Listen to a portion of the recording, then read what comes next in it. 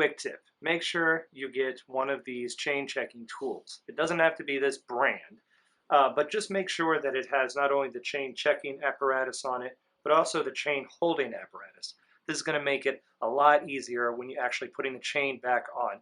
Trust me, it's worth the $10 investment. You'll use it for the rest of your life, or as long as you ride bikes, it'll be worth it, I promise.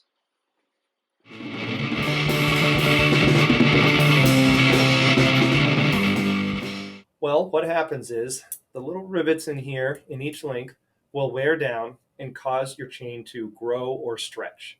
And this causes two problems.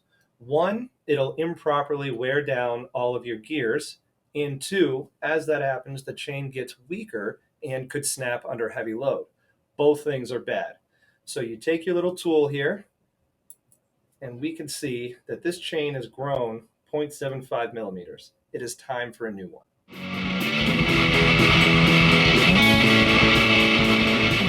First thing you want to do is make sure that you are in your smallest gears. Smallest in the back, smallest up front. Now we can start to remove the chain. Pretty much with an old chain that you're going to throw away, you can take your chain tool here, your chain punch here, and just punch out one of the links and throw the chain away. Goodbye, beautiful old gold chain.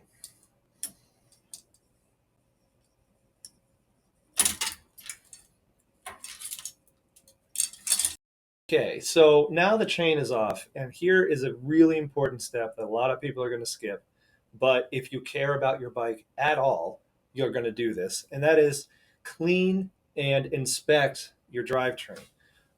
There's going to be a lot of gunk built up on here, on your derailleurs, inside of your gears, inside of your chain rings here. I have all kinds of stuff. So before I put a brand new chain on this dirty old bike, I'm going to make sure I clean everything up to get the maximum life out of the new chain I'm putting on.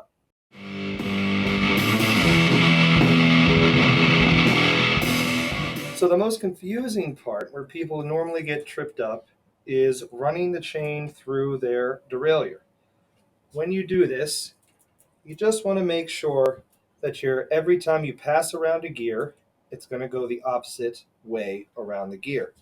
So we're passing around your cassette gear on the outside.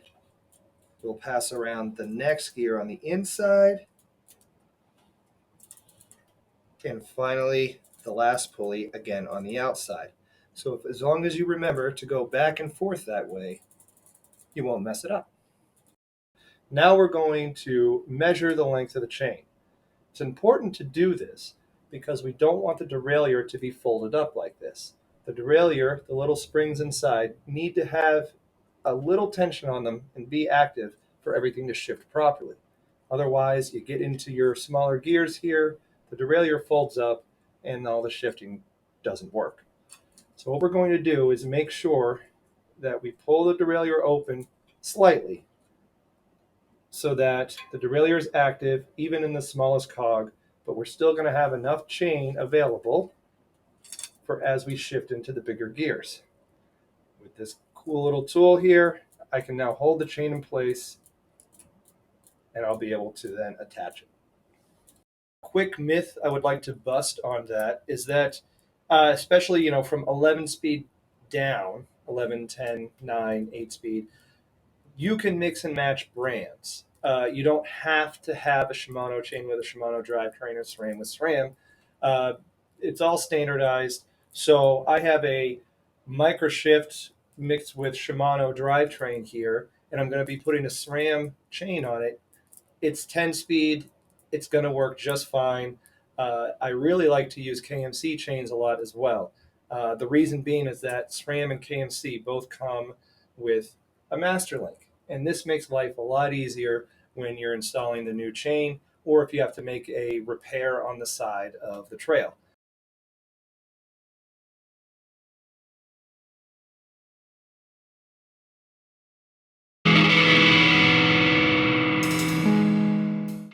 So there you have it. I have a new chain on my bike now, and because I do this regularly, I get a lot more life out of my drivetrain. I have less mechanical issues. I ride more. I have more fun. And I overall have a better biking experience. So thanks for watching. Ride longer, feel stronger. This is Nate with Aerotech Designs. See you next time.